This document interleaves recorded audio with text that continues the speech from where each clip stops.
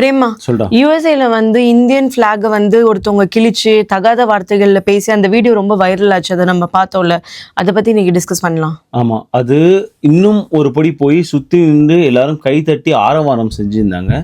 இது நடந்தது கூட டெக்சாஸ் தானே? ஆமா, இதுவும் டெக்சாஸ் தான். ஸோ எல்லாம் அதாவது பட்ட இடத்துல படுங்கிற மாதிரி அமெரிக்காவில் நிறைய இந்த மாதிரியான விஷயங்கள் நடக்குது.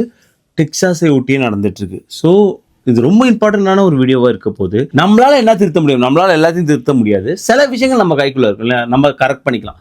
ஸோ அந்த மாதிரி விவாதிக்க போகிறோம். ரொம்ப யூஸ்ஃபுல்லான ஒரு வீடியோவாக இருக்க போது. வாங்க வீடியோக்குள்ளே போகலாம். இது ரொம்ப இம்பார்ட்டண்டான வீடியோ. நீங்கள் தொடர்ந்து நம்ம போடுற வீடியோக்கெல்லாம் ஹை பட்டன் கிளிக் பண்ணி அதுக்கான ஒரு அவேர்னஸை ஸ்ப்ரெட் அவுட் பண்ணுறீங்க. ஸோ இந்த வீடியோ கண்டிப்பாக நிறைய பேரை போய் சேரணும். உங்கள் மொபைல் ஆப்லேயே ஹைப்னு ஒரு ஆப்ஷன் இருக்கும். ஸோ அதை கிளிக் பண்ணுங்கள். ஸோ நிறைய பேர்ட்ட இந்த வீடியோ போய் சேரும். நிறைய அவேர்னஸ் நம்மளால ஸ்ப்ரெட் பண்ண முடியும்னு நம்புவோம். Hey guys, welcome back to your channel. வணக்கம் நண்பர்களே, நான் உங்கள் பிரேம் பேசுகிறேன். நான் உங்கள் ஆர்த்தி பேசுகிறேன். அதை விவாதிக்க போகிறோம். அதுக்கு முன்பு ஒரு விஷயம் நான் பல வீடியோவில், அதாவது எங்கெல்லாம் நம்ம காணொலி பண்ணுறோமோ இல்லை எங்கெல்லாம் நமக்கு எழுத வாய்ப்பு இருக்கோ நான் சொல்கிற ஒரு விஷயம் அதுதான். சாதி மதம்னு ஒன்று கிடையவே கிடையாது. மனிதம் மட்டும்தான். So discrimination in name of anything not at all acceptable. So அதை தெளிவாக சொல்லிப்போம். அதுதான் நம்மளோட கோட்பாடாகவும் இருந்துருக்கு. நம்ம எல்லா வீடியோ நீங்கள் ஃபாலோ பண்ணியிருந்தீங்கனாலும் நான் திரும்ப அதை வலியுறுத்திட்டே இருந்திருப்பேன். ரீசெண்டாக ஒரு ஸ்பீச் கேட்கறதுக்கான ஒரு வாய்ப்பு கிடைச்சிது. இப்போ ஹார்வர்ட் கிராஜுவேட் ஃபங்க்ஷன் போயிட்டு இருந்தது இல்லையா, அதில் கானன் ஓப்ரைன் பேசின ஸ்பீச் நிறைய பேர் கேட்டிருப்பாங்க. ஆனால் அதை விட ஒரு சூப்பர் ஸ்பீச் ஒரு 21-22 வயசு பையன் தான் இருக்க முடியும். அந்த பையனோட பேர் நோவா எக்ஸ்டெயின்னு. அந்த பையன் பேசின ஸ்பீச் அப்படி இருந்து வெறும் 10 நிமிஷம் ஸ்பீச் தாங்க. வைரலாக போயிடுச்சு. யூடியூப்ல இருக்கு, நீங்கள் தயவு செஞ்சு கேளுங்க. ஏன்னா பல பேருக்கு அது ஒரு ஐ ஓப்பனராக இருந்தது அந்த ஸ்பீச்சு. அந்த டைட்டிலே அவ்வளோ கிறிஸ்பாக இருந்தது. Listen like you might be wrong. நீங்கள் தவறாக புரிந்து கொண்டீர்கள், இல்லை நீங்கள் தவறாக கருதுகிறீர்கள் என்பது போல் கேளுங்கள் அப்படின்னு. ரொம்ப நல்ல ஸ்பீச். அந்த ஸ்பீச் ஆரம்பிக்கும் போது அந்த பையன் என்ன சொல்கிறான்னா, ஒரு பாரில் ஒரு கிறிஸ்டின், ஒரு முஸ்லீம், ஒரு யூதர் 3 பேரும் ஒன்றா போகிறாங்கன்னு ஆரம்பிக்கிற ஸ்பீச். என்ன சொல்கிறான்னா, ஒரு கிறிஸ்டினும் ஒரு முஸ்லீமும் பார்த்து லவ் பண்ணி கல்யாணம் பண்ணிக்கிறாங்க. அவங்களுக்கு ஒரு பெண் குழந்தை பிறக்குது. அந்த பெண் குழந்தை யாரை கல்யாணம் பண்ணிக்கிறாங்கன்னா, ஒரு யூதரை கல்யாணம் பண்ணிக்கிறாங்க. அவங்களுக்கு ஒரு ஆண் குழந்தை பிறக்குது. அந்த ஆண் குழந்தை தான் நான் ஆரம்பிக்கிற அந்த ஸ்பீச் ரொம்ப நல்லா இருந்தது. அதாவது இங்கே மதங்களை தாண்டி நம்ம எது நோக்கி போயிட்டு இருக்கோங்கிற அந்த ஒரு விஷயம் இருக்கு இல்லையா, அது ரொம்ப நல்லா சொல்லியிருந்தாங்க. ஏன்னா கடைசி வரைக்கும் அவங்க 3 பேரும், அதாவது அவங்க வீட்டில் கிறிஸ்டின், முஸ்லீம், யூதர் இருக்காங்க. கடைசி வரைக்கும் அவங்க 3 பேரும் அவங்களாக இருந்தாங்க. ஆனாலும் ஒரு நாளும் சண்டை போட்டுறது கிடையாது. ஒரு நாளும் ஒரு கான்ட்ராஸ்டான ஒரு விவாதம் போனது கிடையாது. எப்பொழுதும் பேசிப்பார்கள். மிக முக்கியமான ஒரு விஷயம், அவர்கள் மதத்தை விட மற்ற மதத்தை மிகவும் நேசித்தார்கள் அப்படின்னு சொன்னோம்.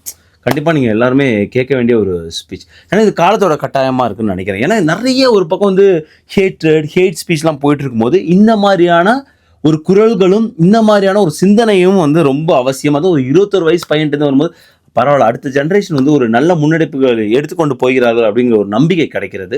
ஸோ நம்ம இப்போ டெக்சாஸ் விஷயத்துக்கு வருவோம். பிரேமா, இது டெக்சாஸ்ல எங்க நடந்தது? இது டெக்சாஸ்ல ஃப்ரிஸ்கோல அந்த சிட்டி ஹாலுக்கு முன்னாடி நடந்தது. எல்லாமே அங்கேயே தான் நடக்குது இல்ல? ஆமா, அது என்னன்னு தெரியல. ஃப்ரிஸ்கோ நிறைய நம்ம இந்தியர்கள் ரொம்ப டென்ஸா வாழக்கூடிய ஒரு பகுதியா இருக்கு. நீங்க டாலஸ் புறநகர பகுதின்னு பார்க்கும்போது எல்லாருமே சொல்றது பிளான் ஆஃப் ஃப்ரிஸ்கோன்னு அப்படியே வந்துடும் இல்லையா. ஸோ அந்த ஃப்ரிஸ்கோல இந்த ஒரு விஷயம் நடக்குது. நீ ஏன் ஃப்ரிஸ்கோன்னு ஆச்சரியப்பட்டு நீ கேட்டேன்னு எனக்கு தெரியும். ஆனால் ஏற்கனவே ஃப்ரிஸ்கோ கவுன்சில் மீட்டிங்ல இப்போதான் ஒரு 2-3 மாசத்துக்கு முன்னாடி ஒரு பாய் ஸ்கவுட் மீட்டிங் நடந்தது. அது எல்லாமே பார்த்தா இந்தியன்ஸா இருந்தாங்கன்னு ஒரு ஆன்லைன்ல பயங்கரமா, அது சோசியல் மீடியால அது எப்படின்னா ரொம்ப ஹேட்டட் கலப்பிக்கிட்டே இருந்தாங்க. நம்மளே கூட நம்ம ஒரு வீடியோல அட்ரஸ் பண்ணியிருந்தோம். எக்ஸாக்ட்லி. ஸோ என்ன சொன்னாங்கன்னா, இங்க எங்க டைவர்சிட்டி இருக்கு, நீங்க டெக்சாஸ் முழுவதும் பார்த்தா இவர்களால் ஆட்கொள்ளப்பட்டது, இவங்க இன்வைட் பண்ணிட்டாங்க அப்படிங்கிற மாதிரியான ஒரு விஷயம். அதுவும் ஃப்ரிஸ்கோல நடந்தது. அப்புறம் எல்லாருக்கும் தெரியும், டாலஸ் புறநகர் பகுதியில் உள்ள காரிசித்தி ஹனுமான் டெம்பிள்ல நம்ம பார்த்தோம். முகமூடி போட்டுக்கிட்டு வெள்ளை பதாகையோட நீங்கள் எல்லாமே கிளம்புங்க, H1B இந்தியன்ஸ் எல்லாருமே இந்த நாட்டை விட்டு கிளம்புங்க அப்படின்னு நின்றுட்டு இருந்தாங்க. அப்போ ஒரு வாக்குவாதம் நடந்த ஒரு இந்தியருக்கும் அந்த முகமூடி போட்டிருந்த ஒரு ஆர்கனைசேஷனை ரெப்ரசன்ட் பண்ணவங்களுக்கும் அதையும் பார்த்தோம். இப்போ ஒரு மாதத்துக்கு முன்னாடி அதே டெம்பிளில் ஒரு ரிப்போர்ட்டர் உள்ளே போய் ஒரு வீடியோ எடுத்து எப்படி ஆயிருக்கு பாருங்க டெக்சாஸ் இவர்களால் அப்படின்னு. ஸோ இவர்கள் ஆக்கிரமித்துள்ளார்கள் அப்படின்னு கோயிலெலாம் காமிச்சு வேற அவங்க அந்த வீடியோ போட்டிருந்தாங்க. அந்த கோயிலில் for jobs or visa issues blessings share அப்படிங்கிற மாதிரியான ஒரு பதாகை இருந்தது. ஸோ அதெல்லாமே வந்து சோஷியல் மீடியா ரொம்ப வைரலாக பேசப்பட்டது. ஸோ இப்படி நிறைய இதெல்லாம் வந்து ஒரு சில இன்சிடென்ட். இப்போ இன்னொரு ரீசெண்டான டெக்ஸாஸில் ஒரு இன்சிடென்ட் வந்து ஒரு கப்புள், ஐ திங்க் வந்து அவங்க ஆந்திராவை சேர்ந்தவங்க நினைக்கிறேன், எனக்கு சரியா தெரியல. அவங்க வந்து எதையோ படம் பிடிச்சிட்டு இருப்பாங்க. ஸோ அந்த நேரத்தில் இன்னொருத்தவங்க வந்து காரில் வந்துட்டு நீங்கள் இந்தியாவிலேருந்து வந்துடுறீங்களா, உங்களுக்கு வந்து இந்தியா பிடிக்குமா அமெரிக்கா பிடிக்குமா அந்த மாதிரிலாம் ஒரு கேட்டு அது பிறகு ரொம்ப நிறைவேறி சம்பந்தமான அந்த பேச்சு போயிடும். டெக்ஸாஸ்ல மட்டும் இல்லை பிரேமா, ஓவராலா யூஎஸ்ல வந்து அந்த ரேசிசம் ரொம்ப அதிகமாகுதுன்னு தோணுது. முக்கியமா இந்தியன்ஸை டார்கெட் பண்றாங்களோன்னு தோணுது. ஏன்னா நான் ரீசெண்டாக ஒரு கடைக்கு போயிருந்த போது நானும் அம்மாவும் மட்டும்தான் அந்த கடையில் இருந்தோம். அப்போ வந்து ஒருத்தவங்க பாஸ் பண்ணி போகும்போது பயங்கரமா ஒரு சவுண்ட் பண்ணாங்க. அதெல்லாம் பார்க்கும்போது இதெல்லாம் ரீசெண்டாக வந்து ரொம்ப அதிகமாயிட்டு இருக்கோ. இங்கே யூஸ்வலாகவே அதிகமா புல்லிங் பண்ணுவாங்க, பட் இப்போ இன்னும் ரொம்ப அதிகமா நடக்குதுன்னு தோணுது. கரெக்ட், நான் இல்லைன்னு மறுக்கிறதுக்கு இல்லை. அது மிக முக்கியமாக டெக்ஸாஸ் நடக்கிறது நம்ம எல்லாருக்குமே தெரியும். டென்ஸாக இந்தியன்ஸ் இருந்துட்டு இருக்காங்க. சோஷியல் மீடியா வாயிலாக என்ன பரப்பப்பட்டு இருக்குன்னா வந்து டெக்ஸாஸோட அந்த ஒரு அரசியல் மாற்றமே வந்து இவர்களால் வரப்போகிறது. ஏன்னா அவ்வளோ இந்தியன்ஸ் வந்துட்டாங்கன்னா வெறும் டாலர்ஸை வச்சே பேசுகிறவங்க இருக்காங்க. ஸோ இந்த நிலப்பரப்பே மாற்றுறாங்க இவர்கள் வந்து அப்படின்னு. ப்ளஸ் சதர்ன் பார்ட்டில் எப்பயுமே யூஎஸ்ஏல கொஞ்சம் வந்து ஹார்ஷாக தான் இருப்பாங்க பீப்புள். நீ வந்து மிட்வெஸ்டையோ நார்த் ஈஸ்டையோ கம்பேர் பண்ணும்போது. ஸோ அது ஒரு ரீசனாகவும் இருக்குது. ஏன் டெக்ஸாஸில் அதிகமான இந்த ரேசிசம் சம்மந்தமான விஷயம் சமீப காலமாக நடக்குது. முன்னாடியே நடந்திருக்கு. 2022 ஒரு இன்சிடென்ட் என்னால் சொல்ல முடியும். அதான் வந்து அவங்க வந்து ஒரு லாட்டினோ அமெரிக்கான்னு நினைக்கிறேன், ஒரு பயங்கரமான ஒரு விவாதம் போதும். நான் முன்னாடி அந்த வீடியோ கூட காமிச்சிருக்கேன். 2 இந்திய பெண்களிடம் ஒரு இரவு நேரத்தில் அந்த பயங்கர ஒரு ரேசிசமான விவாதம், ஃபிசிக்கல் வயலன்ஸாக கூட ஆகும். அப்புறம் அவங்களுக்கு கைது பண்ணாங்க. பிகாஸ் அது வந்து விவாதமாக போயிருந்துன்னா கைது பண்ணுறதுக்கான முகாந்திரமே இருந்திருக்காது. ஆனால் ஃபிசிக்கல் வயலன்ஸாக போனதுனால அந்த பொம்பளை வந்து கைது பண்ணாங்க. இது 2022. அதுக்கப்புறம் அங்கொன்றும் இங்கொன்றும் நடந்திருந்து. பட் இப்போ பார்த்தீங்கன்னா ஒரு 5 மாதம், அதாவது ஜனவரிக்கு அப்புறம் பார்த்தீங்கன்னா இந்த 5 மாதத்துக்குள்ளாக எக்கச்சக்கமாக நடந்துருச்சு. நிறைய வந்து டார்கெட் பண்ணுறாங்க. கரெக்டு சரி, 2 பக்கமும் தப்பு இருக்குது. நான் ஒரு பக்கமே தப்பு சொல்ல. பட் அந்த பக்கம் உள்ள தப்பை நம்ம ஒன்றுமே செய்ய முடியாது இல்லையா. நான் வந்து நிறைவேறியாக தான் இருப்பேன் அப்படிங்கிறவங்கள்ட்ட நம்ம போய் ஒன்றுமே பேச முடியாது. இப்போ இந்த எடுத்துக்காட்டு நம்ம எதில் ஆரம்பித்தோம், டிஸ்கோஸ் டவுன் ஹாலுக்கு முன்னாடி வந்து அந்த நபர் வந்து அமெரிக்கர் தான். ஸோ இந்தியா கொடியை வந்து 2ஆக கிழிச்சிட்டு தகாத வார்த்தை கொண்டு இந்தியாவை திட்டுறாரு. அது கூடியிருந்த மக்கள் வந்து ஆரவாரம் செய்து கைத்தட்டுறாங்க. அதை பார்க்கும்போது கொஞ்சம் பயமாகவும் வருத்தமாகவும் தான் இருக்கு இல்லையா. ஸோ ஹியூமன் ரைட்ஸ் எதை நோக்கி போகிறதுன்ற வருத்தம். இந்தியர்கள் இங்கே தவறே செய்கிறது இல்லையா அப்படின்னு நான் சொல்லணும். நிறைய தவறு நடந்துட்டு தான் இருக்குது. ஆனால் ஒட்டுமொத்த இந்தியன் கம்யூனிட்டியுமே வந்து இப்போ வந்து அந்த ரேசிசம்ங்கிறதுக்குள்ளே வந்து தள்ளிட்டு இருக்காங்க. இன்னும் ரொம்ப முக்கியமான ஒரு விஷயம் நான் பல வீடியோவில் சொல்லியிருக்கேன். ஸோ இந்த மாதிரியான சந்தர்ப்பங்களில் நம்ம அட்லீஸ்ட் கம்யூனிட்டியாக நம்ம மக்கள் வந்து ஒற்றுமையாக ஒருத்தவங்களுக்கு ஒருத்தவங்க ஆதரவாக இருக்க வேண்டியது ரொம்ப முக்கியம். பட் நம்ம என்ன பண்ணியிருக்கோம், நான் தான் எதை சொல்லி ஆரம்பிச்சேன்னா நம்ம ஊர்லேயே வந்து பிரிவினை நிறையா இருக்கும். அதாவது நம்ம மதத்தால் சாதியால் இப்படி பிரிஞ்சு இருப்போம். இது வந்து எப்போலேருந்து ஆரம்பிச்சுன்னா அது வந்து நம்ம பிரிட்டிஷ் காலத்துலேருந்து ஆரம்பிச்சுது. பிரிட்டிஷ் ஆளும் போது அவங்களுக்கு வந்து இந்தியர்கள் ஒற்றுமையாக இருக்கக்கூடாது. எப்படி பிரிக்கலாம், மதத்தை வச்சு பிரி, அப்போ தான் நம்மளை ஆள விடுவாங்கன்னு நினச்சிருந்தாங்க. அதன் பிறகு அந்த அரசியல்வாதிகளும் அதே தான் நினச்சாங்க. இந்த மக்கள் ஒற்றுமையாக இருந்தால் நம்மளை இங்கே ஆள விட மாட்டாங்க. ஸோ மதத்தையும் வச்சும் சாதியை வச்சும் பிரித்து விடுவோம். ஸோ இப்படி பிரிவினை நம்ம இந்தியாவிலே அதிகமாக இருந்துட்டு தான் இருக்குது. ஆனால் இங்கே வந்த பிறகு வேறு மாதிரியான பிரிவினைலாம் இருக்குது. அதாவது வந்து இங்கே இமிகிரேஷன் ஸ்டேட்டஸ் வச்சு பிரிஞ்சிருப்பாங்க. அதாவது வந்து விசா, க்ரீன் கார்டு, சிட்டிசன்னு இந்தியர்கள் வந்து அதாவது க்ரீன் கார்டு போயிட்டாங்கன்னா H1B விசா விசாவில் உள்ளவங்களாம் வெளில தள்ளணும்னு நினைப்பாங்க. இல்லை சிட்டிசன் நினைக்கும் போது இனிமேல் க்ரீன் கார்டு H1B இங்கே வரக்கூடாது. இந்த மாதிரி நமக்குள்ளேயே வந்து எல்லாருமே இல்லை, இப்படி ஒரு பிரிவினை இருக்கிறது நம்மளால் கண்கூடாகவே பார்க்க முடியுது. ஆனால் ஒரு விஷயம், இப்படி கொடியை கிழிப்பவர்களும் இப்படி தகாத வார்த்தை கொண்டு இந்தியர்களை திட்டுபவர்களும் என்றைக்குமே நம்மளை இப்படி பிரித்து பார்த்ததே கிடையாது.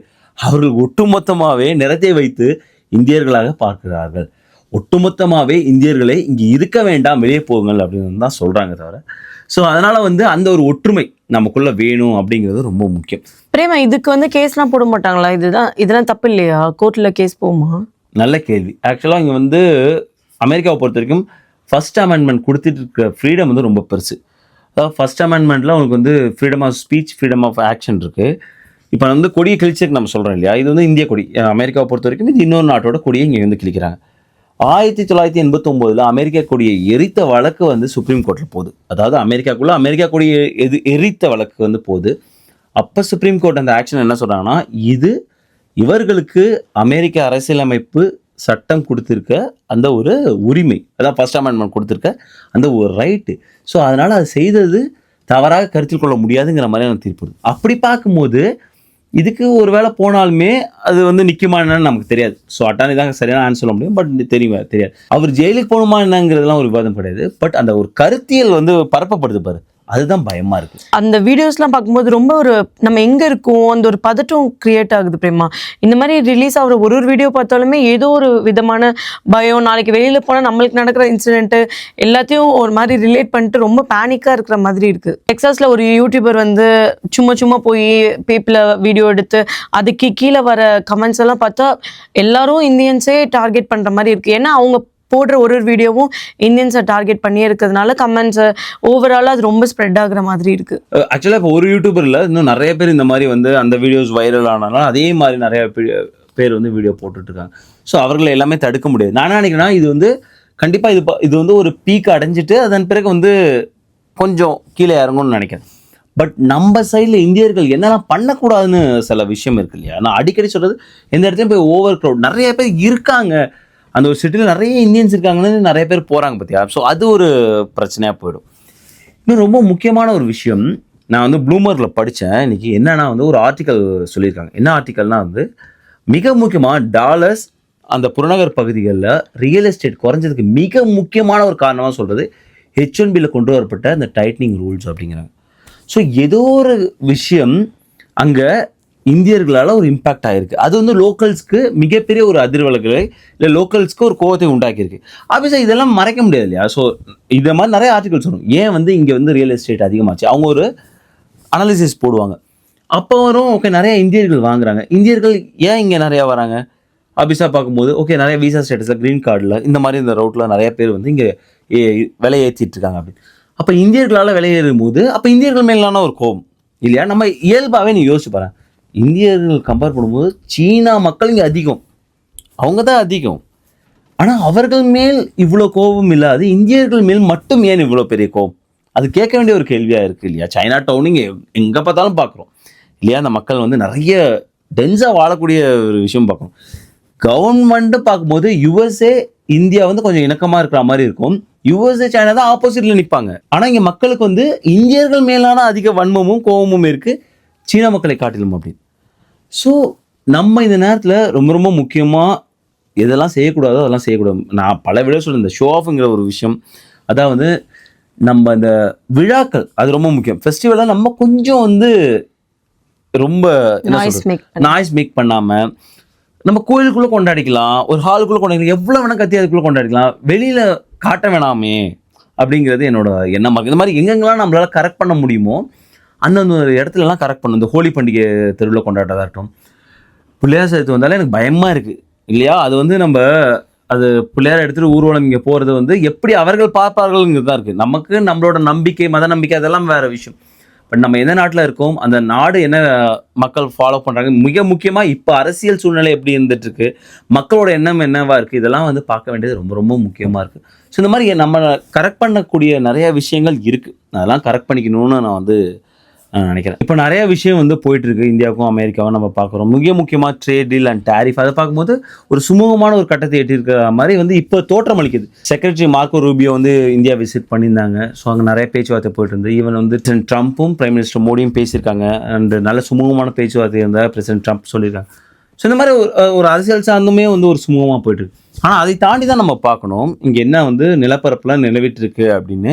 ஸோ இது வந்து வெறும் டெக்சாஸோட மட்டும்தான் நம்ம வந்து பொருத்தி பார்க்க முடியாது, எல்லா இடத்துலையும் நடக்குது, டெக்சாஸ்ல நிறைய நடக்குது. நிறைய பேர் சொல்கிறாங்க நம்ம இருக்கிற இடம் தெரியாமல் இருந்துட்டு போகிறது அப்படிங்கிறது வந்து சொல்கிறாங்க, நிறைய நாய்ஸ் மேக் பண்ணாமல்.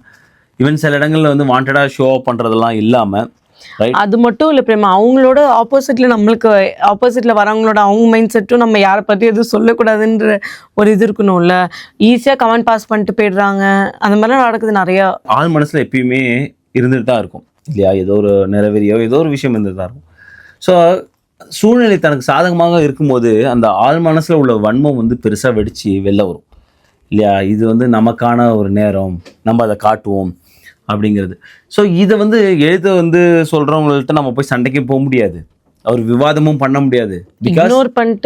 ஆமாம், பிகாஸ் அது ரொம்ப ரொம்ப ரிஸ்க்கான ஒரு விஷயம். இல்லை நமக்கான ரைட்ஸ் நம்ம அங்கே பேசணும்னு நினைக்கிறது ஓகே, அது உங்கள் ரைட்ஸ் அங்கே பேசுறது எல்லாமே ஓகே. பட் நமக்கு தெரியாது அவங்க கையில் என்ன இருக்குன்னு. நான் பல வீடியோவில் சொல்லியிருக்கேன், அமெரிக்கா கொடுத்துருக்கு இன்னொரு சுதந்திரம், அவங்க கையில் வந்து இல்லையா, துப்பாக்கி. ஸோ நமக்கு தெரியாது. அதனால தேவையில்லாத விவாதத்தை தவிர்க்கிறது தான் நல்லது, அதுவும் இந்த காலகட்டத்தில். ஸோ என்னை பொறுத்த வரைக்கும் அதற்கான ஒரு இடம் கொடுக்காம நம்ம இருக்கிறது தான் நல்லது. நான் சொல்ல வர்றது எப்பொழுதும் சேஃபாக இருங்க, விழிப்போடுங்க. இதுவும் கடந்து போகும். நான் சொன்ன மாதிரி இந்த கிராஃப் வந்து கிராஜுவலாக இப்போ வந்து எல்லாரும் பண்ணிகிட்டு இருக்காங்கிறதுனால இந்த மாதிரி அடிமனசு வன்மத்தை வந்து கொட்டிக்கிட்டு இருக்காங்க. ஸோ ஓவர் த பீரியடில் இது குறையுங்கிற நம்பிக்கை எனக்கு இருந்துக்கிட்டு இருக்கு. ஸோ இது எல்லாமே வந்து சுமூகமாக முடியும். பட் நம்ம எப்படி இருந்தாலும் நம்ம வந்து நம்மளாக இருக்கணும். நமக்குன்னு ஒரு குவாலிட்டி இருக்கு இல்லையா. ஸோ நான் வந்து என்றைக்குமே டிஸ்கிரிமினேட் பண்ண மாட்டேன், நான் நானாக தான் இருப்பேன் அப்படின்னு. ஏன்னா நம்ம வந்து குரங்குலேருந்து தான் நம்ம வந்திருக்கோம், இல்லை நம்ம மனுஷனாகிட்டோங்கிற ஒரு எண்ணம் நமக்காக இருந்துகிட்டே இருக்கணும். இந்த மாதிரி சில மனுஷனாகாமல் சில மிருகங்கள் இப்படி இருந்துட்டு தான் இருப்பாங்க இல்லையா. நாட்டில் எல்லா நாட்டிலையுமே இப்படி இருப்பாங்க. மதம் பிடிச்சி அடையிறவங்களும் சாதி வெறி பிடிச்சி அலைகிறவங்களும் இருந்துட்டு தான் இருப்பாங்க. ஸோ நிறவெறி பிடிச்சி அலைகிறவங்க. ஸோ அவங்க எல்லாமே கடந்து விட்டு தான் போகணும். ஹோப் எல்லாமே சரியாகும் நம்ம நம்புவோம். ஐ ஹோப் உங்களுக்கு இந்த வீடியோ யூஸ்ஃபுல்லாக வந்துட்டு நினைக்கிறேன். மறக்காம நம்மளோட சேனல் லைக் பண்ணுங்க, ஷேர் பண்ணுங்க, சப்ஸ்கிரைப் பண்ணுங்க. மறக்காம அந்த பெல் ஐகானை தட்டி விட்டு போங்க. தேங்க்ஸ் ஃபார் வாட்சிங் திஸ் வீடியோ ஃப்ரெண்ட்ஸ். நன்றி.